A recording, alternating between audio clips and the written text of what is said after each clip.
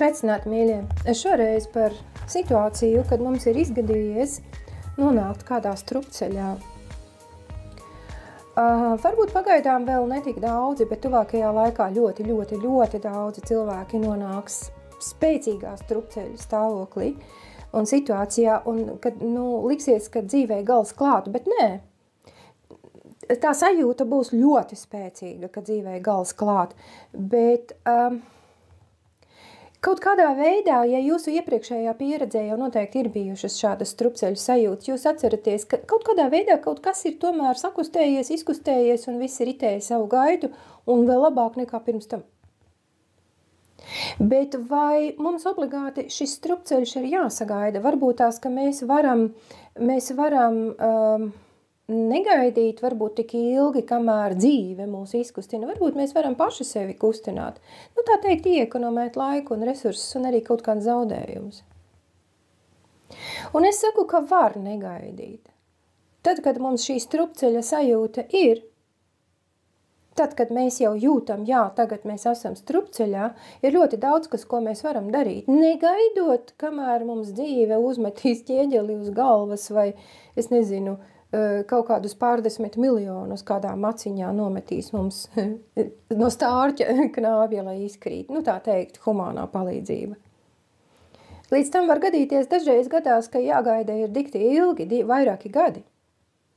Tas nav obligāti. Tas nav obligāti. Tikko tu jūties strupceļā nonācis, mīļo skatītāji, klausītāji, apstājies. Apstājies un paskaties uz to situāciju, kurā tu esi plašāk. Mēdz teikt, ka cūkas nekad galvu nepaceļ uz augšu. Tās vienmēr skatās uz leju, uz sili. Kamēr tur ir ēdiens, viss jau labi. Bet vai ja nav? Cūkas šņukurējas un meklē kaut ko un atrod, bet cilvēks, viņš var pacelt skatu gan uz augšu, gan palaist to apkārt. Vēl vairāk, cilvēks var ne tikai ar savām fiziskajām acīm palūkoties apkārt pēc kaut kādas izejas un idejas, bet ar savu apziņu arī. Viņš var aplūkot radušos situāciju no bezgalīgi daudzām pusēm un atrast izeju. Tikai vajag pacelt skatu drusku augstāk, paskatīties drusku tālāk, dziļāk un plašāk. Nevajag gaidīt, kad dzīve kaut kā, nez kā atradīs iespēju jums ēdienu ielikt silē. Nevajag gaidīt, jo citreiz tiešām ir jāgaida ļoti ilgi, un līdz tam mēs paspējam pazaudēt vēl un vēl kaut ko. Ja vienīgi cilvēkam patīk šajā strupceļā būt, tā teikt, ko tad es varu darīt? Kā tad es? Dzīves vērojumi man liek domāt, ka ir cilvēki, kam tas patīk. Viņiem patīk būt kā sušķiem pie silas. Jā, es jau neko, tur jau nekā nav, es jau neko tur nevaru izdarīt, sēlē ir tukša. Tad arī nevajag neko darīt. Bet varbūt cilvēks nemaz nezina, ka viņš ir cilvēks. Varbūt viņš patiešām jūtas tik ilgi, viņš ir inkarnējies šajā pasaulē, ka viņš ir noticējis līdz savas dvēseles dziļumiem, viņš ir noticējis tam, ka viņš ir kaut kas dzīvniekam līdzīgs, kurš uz augšu pacelt skatu, nevar, bet arī viņam nekāda vajadzība vairs nav. Bada jau vēl nemirst. Ar to kripatiņu, ar to sīkumiņu, ar to mazo pleķīti kaut kādas zemes uz šīs pasaules jau pietiek. Šeit nāk prātā vecāki, bērni un sašutums par izglītības sistēmu, par to, ka grūti ne tikai bērniem, vecākiem, bet pašiem pedagogiem arī. Ir taču strupceļa sajūta, bet ir. Ik pa laikam gribas, varbūt arī gadās noplātīt rokas, es vairs nezinu, es vairs nevaru, es neko, un tālāk. Noplātīja rokas, labi, nevari, un tālāk. Dzīve jau ar šo atklāsmi nebeidzas, rīts un jauna diena pienāk atkal. Vakarā pēc pāris dienām atkal šī strupceļa sajūta klāt. Cilvēkam liekas ļoti spēcīga sajūta, viss, es tiešām vairs nevaru, un rīts atkal pienāk. Ar jaunu dienu. Un cilvēkam tik un tā nākas celties un atkal iet un darīt. Un šitā ilgi, gadiem ilgi, cik veselība atļauj, vai kamēr negadās kas tāds, kas šo iesprūduma stāvokli, šo sastingumu, šo strupceļu vienkārši izārda tā, ka viss aizlido pa gaisu. Visa cilvēce šobrīd atrodas šādas izārdīšanas priekšvakarā. Nu taču negrib, nu taču viņiem nu ko tad es jau neko, tur jau viņi, man jau tur tikai bišķi, tikai es jau tur neko. Nu, bet kad labprātīgi cilvēks pat domu nepieļauj, ka vajadzētu un arī varētu meklēt izeju, patiešām arī atrast šo izeju, tad cits nekas neatliek. Iespējams, ka dzīve viņam piedāvā visādas iespējas, kā cilvēkus, kā domas, kā tekstus, stāstus, piemērus, kurus cilvēkam parāda, nu tā, pēkšņi. Bet viņš kā dzīvnieks, kurš nekad nepaceļ skatu augstāk, tālāk, viņš nemaz nepamanīja. Nu, nepamanīja nesitams, nu. Nu, tu viņam stāsti, rādi, un viņš skatās virsū, viņš neredz. Nu, tad neko. Tad nākas dzīvei viņu ar mešanu no nepatīkamās tomēr ierastās gultas izmest.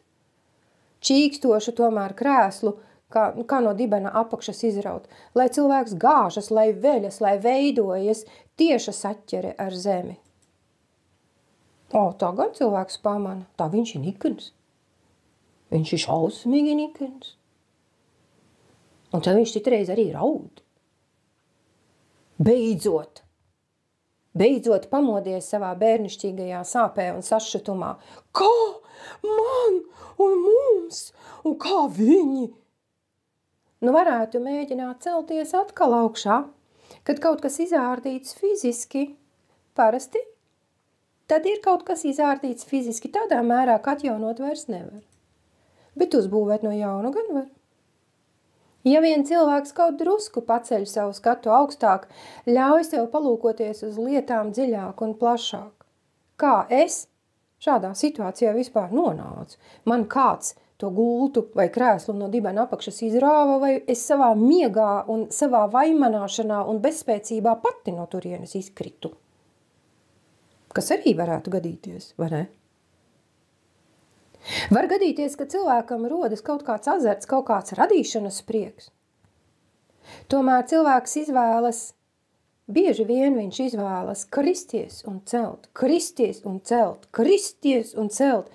daudzas reizes pēc kārtas, pat daudzas dzīves pēc kārtas, kamēr cilvēks šito sakarību ar savu cieto pauri saprot, ka no strupceļa var atrast izeju. Tikai vajag paskatīties uz situāciju drusku plašāk nekā sušķis pie silas, kurā vēl kaut kāda kripatiņa, višķiņa kaut kas tur ir atlicis, vajag parūpināt ciešāk. Nu jau visa cilvēce sasniegusi to momentu, ka visi spēki ir gaišie, ir tumšie arī.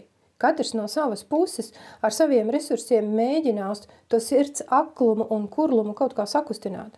Tiesa gan ar spēka metodēm. Tās būs spēka metodes. Bet kad citādāk cilvēks, kā viņš citādāk, lai pamana, ka atrodas kaut kur, no kurienes tomēr gribētu tikt ārā, kā? Ja cilvēks burtiski piesiec pie kaut kādas silas, pie kaut kādas rokas, kura viņu vēl baro.Štruntīgi jau ir un struntīgi jau baro, bet vismaz kaut kas. Kad es esmu strupceļā, es par sevi runāju, es vienmēr paplašinu un padziļinu skatījumu uz lietām un pētu. Pētu, kamēr saprotu līdz kaula smadzenēm un vēl dziļāk, kas un kā tieši noticis, ka es esmu šitādā situācijā nonākusi. Es skatos uz sevi, uz savu darbošanos, uz savu dzīvi kaut kādā vidē, kaut kādās apstākļos. Un tad, kad es to saprotu, tad, kad es ieraugu, kā es pati, ko es esmu darījusi tādu, ka es esmu nonākusi tajā situācijā, kurā es esmu, tad atrodas izeja. Un ziniet, kāpēc viņa atrodas pēc tam vienmēr? Tāpēc, ka es ieraugu, kā es pati šajā situācijā nonācu. Un ja es pati kaut kur esmu nonākusi, tad es pati varu arī tikt ārā. Ja kāds cits manu krēslu no dibena apakšas izrāva, tad gan es varu šim citam netikt klāt. Bet ja es pati esmu kaut ko izdarījusi, apsēžoties uz tādu krēslu, kas ir galīgi šķīps un līks un manam augumam nepiemērots, tad kas? Krēsls vainīgs? Vai tu? Vai varbūt es? Nu, lūk, un tā man vienmēr šīs izējas ir kaut kādā veidā atradušās, un nav arī nācies īpaši ilgi gaidīt, kad kaut kādas katastrofas, kaut kādi dzīves lieli zaudējumi man vienkārši piespiež pieņemt kaut kādu lēmumu un kaut kā kustēties. Tad, kad tu esi strupceļā, tad tu arī vari darīt tieši tāpat, kā es daru. Tu vari paplašināt, vari padziļināt skatu uz situāciju, uz to, kā tu esi nonācis tur, kur tu pašlaik atrodies, un tu arī ieraudzīsi. Tu ieraudzīsi, ka no absolūti katras bezizējas ir vismaz 3, patiesībā bezgalīgi daudz izēju. Bet tas, kas ir vajadzīgs, tāds dziļāks un reizē arī plašāks skats uz to situāciju, kurā tu esi nonācis, ļoti daudzas izējas var atrast bezizējā. Kad mēs esam strupceļā, tad tieši tāpat mēs arī paplašinām skatu uz lietām, padziļinām, izpētām vistrakākās iespējas, un izēja atradīsies. Tikai jāskatās tur, kur iepriekš nekad neesi skatījies. Tātad nevis jau zināmajā, bet ārpus zināmā. Bail? Mana pieredze liecina jā. Parasti cilvēkam ir bail, jo īpaši vienatnē. Paskatīties uz lietām no citas puses, tā kā viņš nav pieradis. Kopā tiešām ir drošāk. Tā liecina pašas un manu cilvēku pieredze. No katra strupceļa patiešām var tikt ārā, pie tam izeju skaits patiešām nav ierobežots. Un to visu var darīt, šo izeju no bezizējas, izeju no kaut kāda strupceļa, var meklēt arī pulciņā, kopā. Tieši tā mēs arī ar saviem cilvēkiem darbojamies. Cilvēks ļoti bieži piedzīvo dažādas strupceļa situācijas, it īpaši šajos laikos, vēl jau vairāk šajā gadā, kad mēs piedzīvosim kā kolektīvs strupceļa situācijas un daudzās jomās.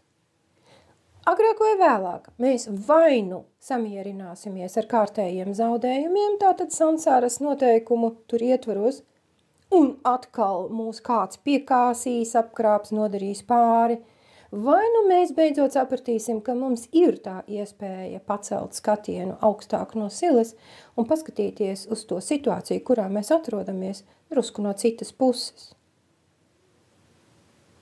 Un tu arī to vari, mīļo skatītāji, klausītāji. Tu arī to vari, to visi var. Dzīvnieks nevar, bet cilvēks var, jo īpaši tad, ja viņam patiešām ir tik slikti, ka viņš pat ir gatavs pieņemt palīdzību, šajā gadījumā manējo. To var iemācīties, mīļie.